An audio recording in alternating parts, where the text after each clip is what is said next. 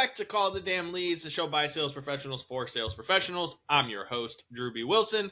With more than 2 decades in sales, I've seen it, been through it, heard about it.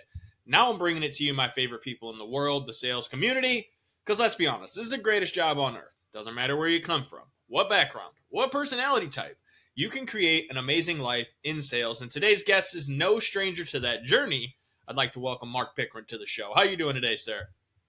I'm doing great, and I need to know if I get a hat for being on the show today. Ooh, you're the first person that's asked me for a hat for being on the show. Definitely email me afterwards. I think we can find something to work out for you, Marc.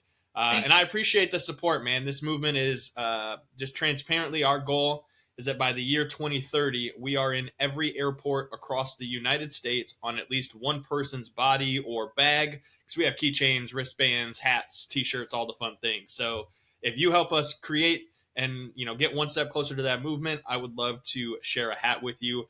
And I'm very excited to have you here, man. I want to jump right in and I want to hear your crazy sales story. Yeah, so I thought a little bit about this, and I've been in a position to have upwards of 450 sales team members at one point. Most recently, though, we had at a company that I was in charge of being a turnaround CEO of. To give you an idea of what that means, the company had burned through $42 million of invested capital, was losing 50% of its customers every year, had a CLTV or customer lifetime value to the cost of acquiring that customer of 1.4 to 1.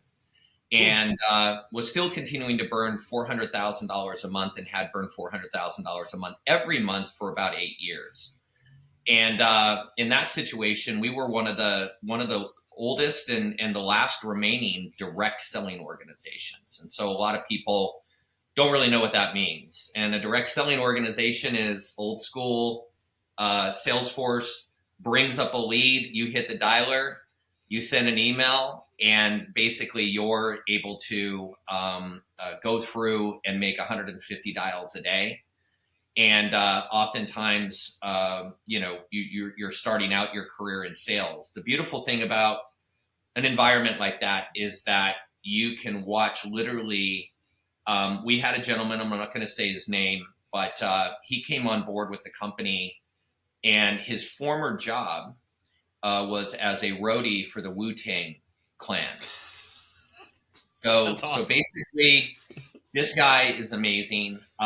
He reached a certain age and just said, "Oh my God, my lifespan on being a roadie probably doesn't go past 40." And so I need to figure out how I'm going to support my family and make those decisions. That's the important thing about sales, is that people reach a certain point in their life. Maybe they've been a restaurant manager, which is a great position, but ultimately maybe they don't see that upward mobility in terms of income.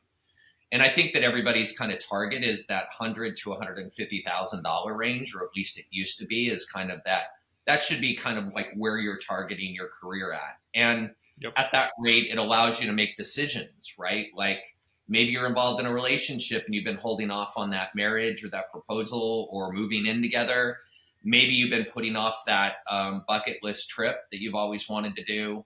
All of those types of things. Maybe buying a house. I know that that's kind of out of everybody's range these days, but maybe that's always been something you've been looking for. And the ability to supply the training and the mentoring to be able to get people to move up that income ladder it's not everything income, but it's super important. So we kind of faced a unique situation, right? COVID. So how do you take 120 salespeople that are used to coming into an office every day, sitting in an open environment, and having a team lead and a manager who are basically helping you all day long to parrot conversations, to do daily trainings and stand-ups? How do you take that environment and then all of a sudden one day nobody's at the office anymore? Which, by the way, I caught a lot of slack in the press because I fought till the very last moment. Maybe that wasn't the right decision, but it was the right decision at the time. And it was just because that mentoring, like, how do you do that? So this is maybe a hot sports opinion, but we went to what we called an accountability framework. And a lot of people may sound like this is micromanaging to the nth degree. But if you really think about it, we knew that if our teams put in 6.7 hours of productive sales activity every single day, that they would be able to move up that income ladder. It was proven. Yep. You literally come in, you follow the playbook, you're going to get there.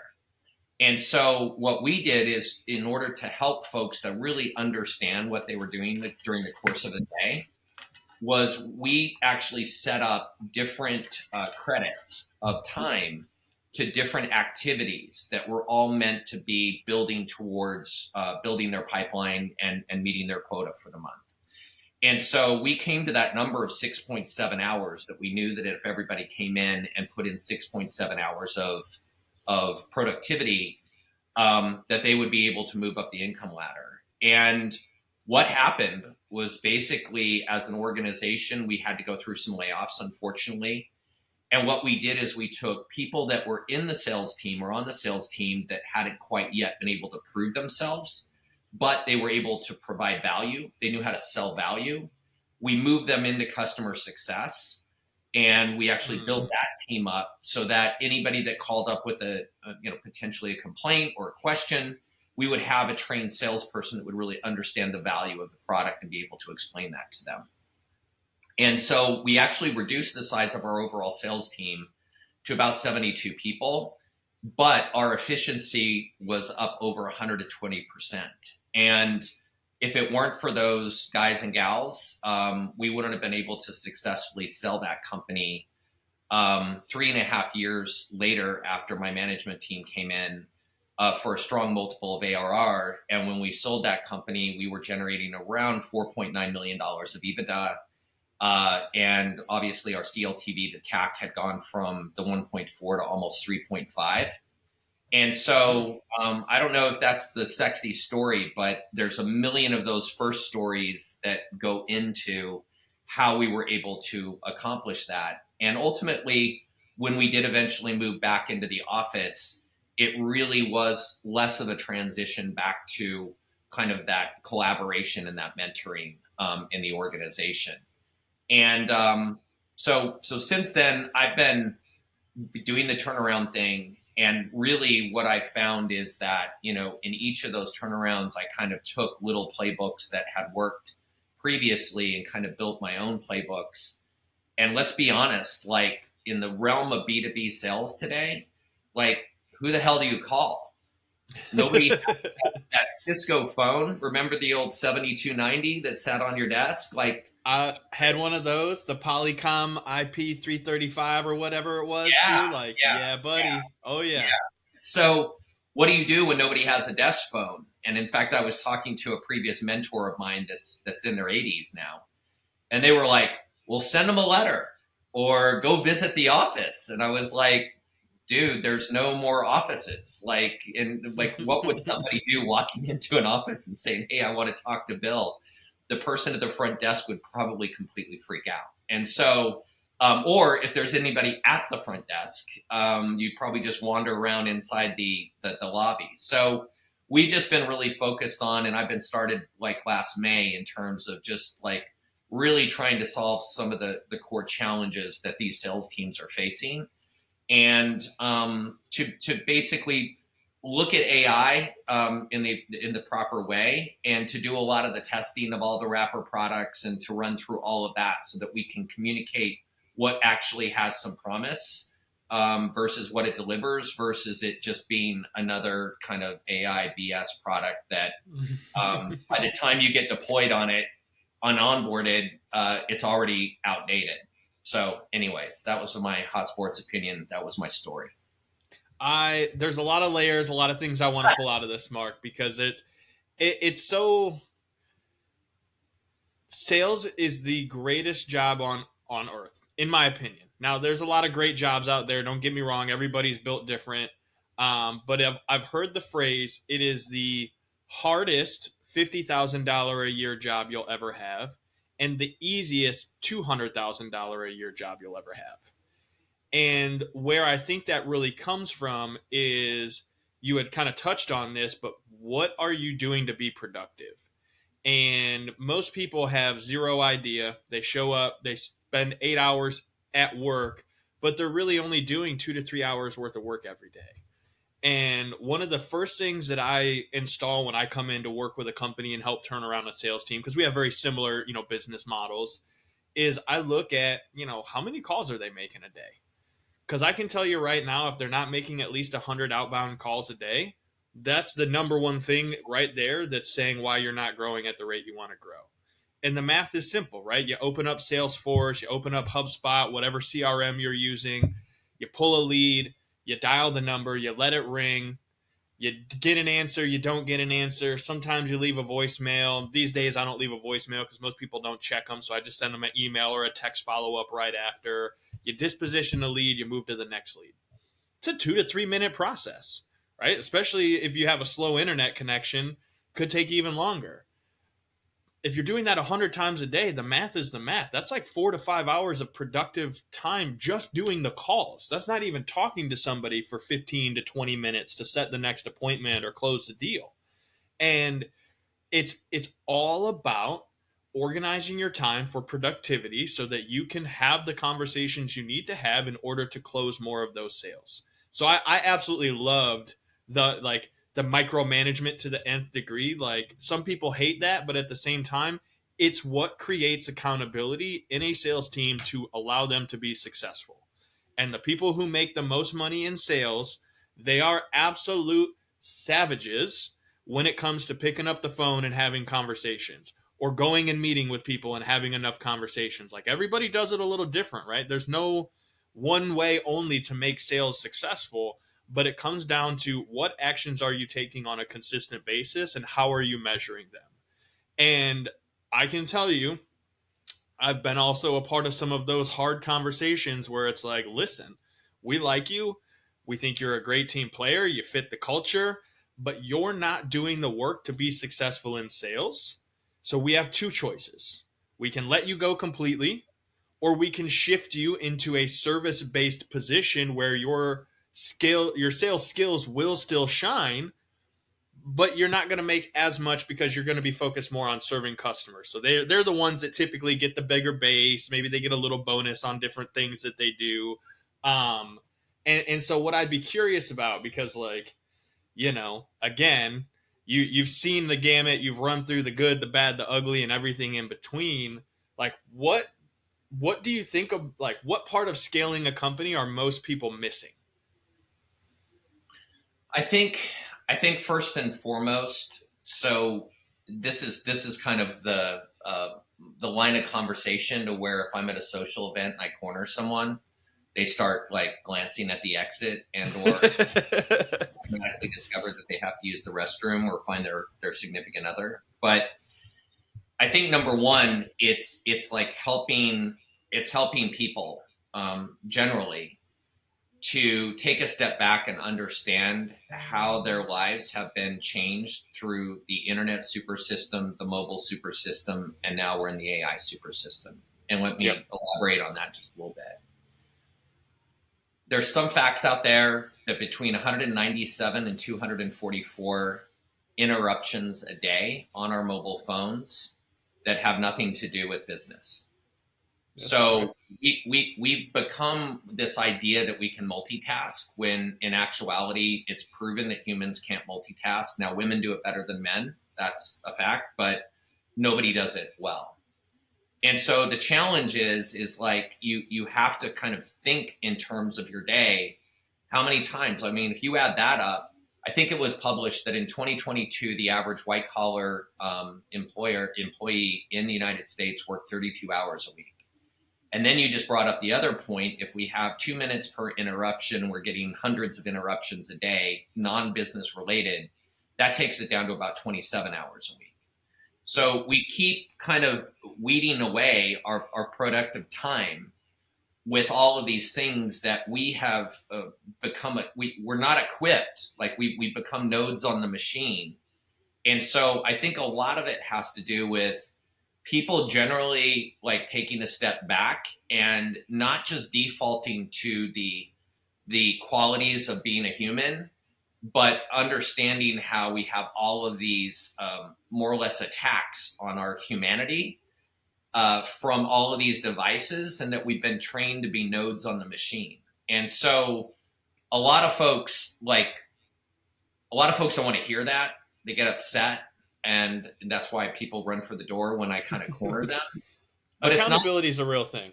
It's not that I'm anti-human. It's just that I want human beings to take stock of truly what their individual days look like, and what are they generating in response to the income that they're being paid by their employer, and then how do they get themselves to that next level. And really it's about having a majority of the people that you're working with have what I call being down for the mission.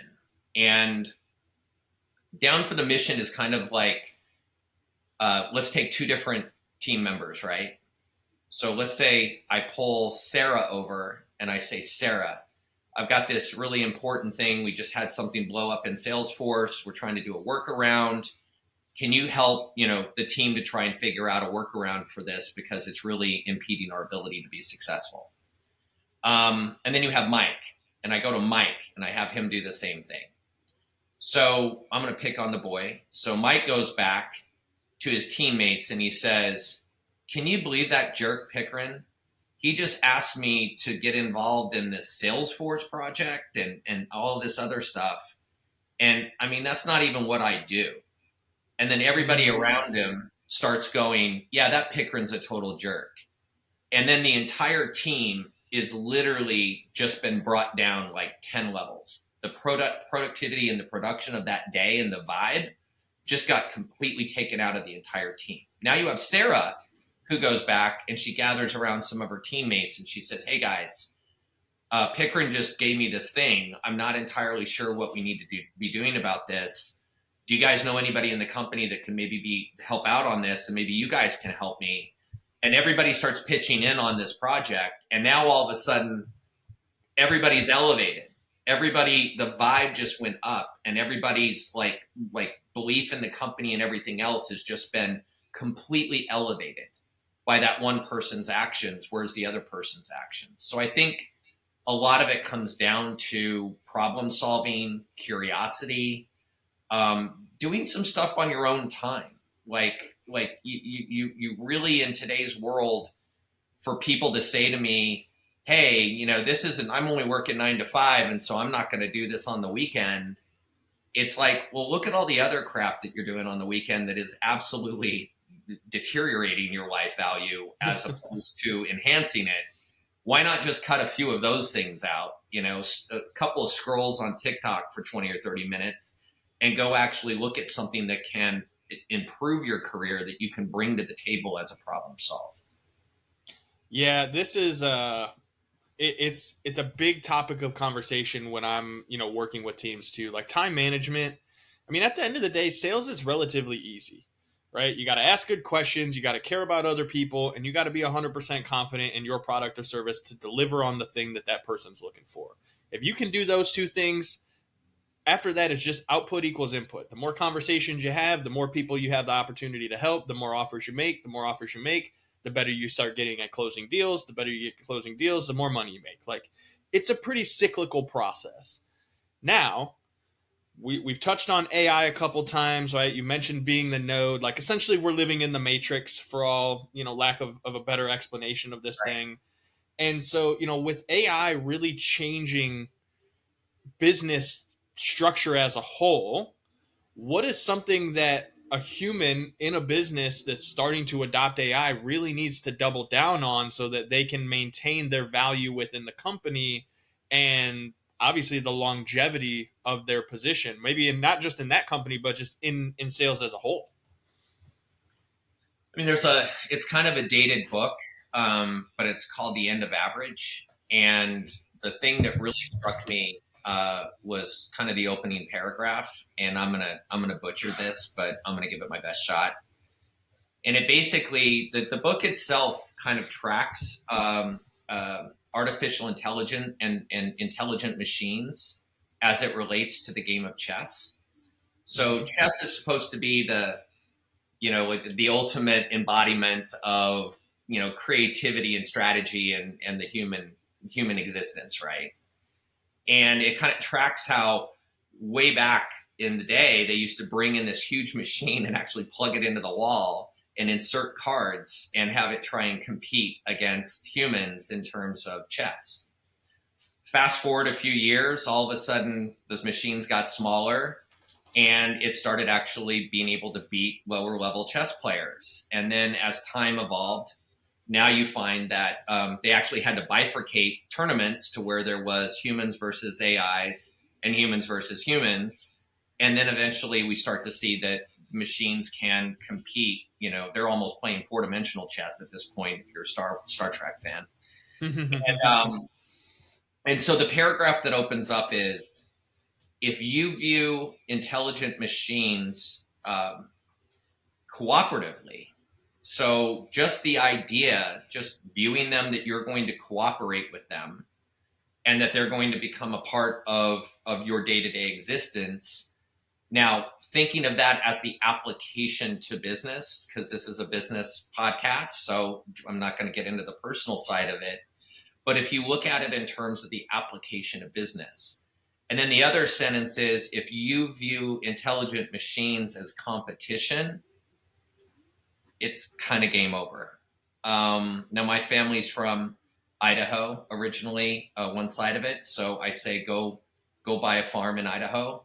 That's probably a better career track, not because there's nothing wrong with that, but it's literally weeding out people that, and it comes down to like problem solving. It comes down to curiosity. You mentioned something about like the simplicity of sales, but you said one comment there about having faith and a belief in your product.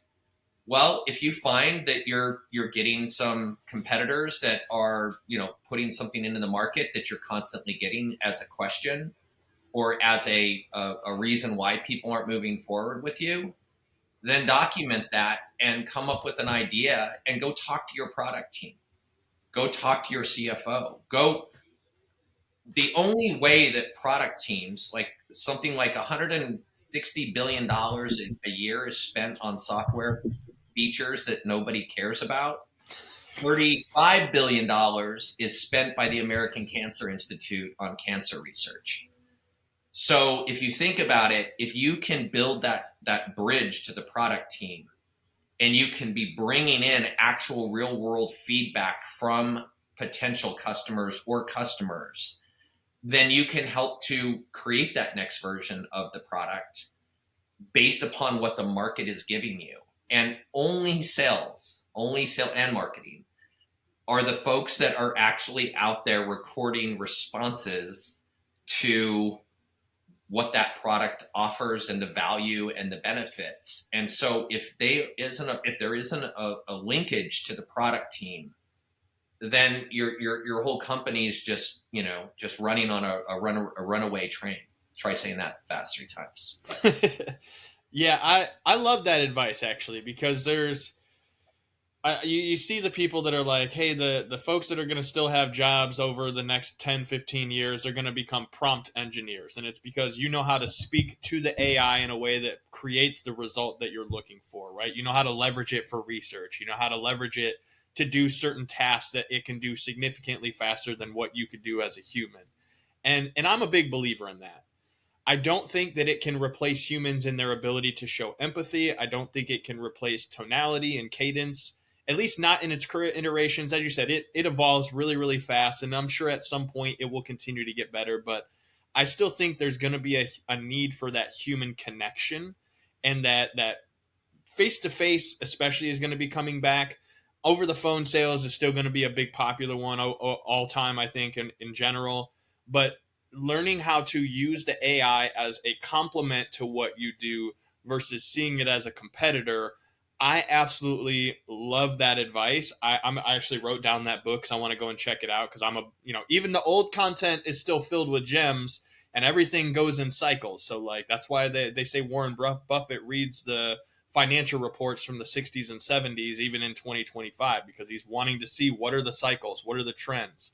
And Mark, I'm sure we could sit here and nerd out on this for like the next several hours together, because I've really enjoyed the conversation. I know you've got significantly more knowledge and information to share with our audience, but I want to be respectful of your time.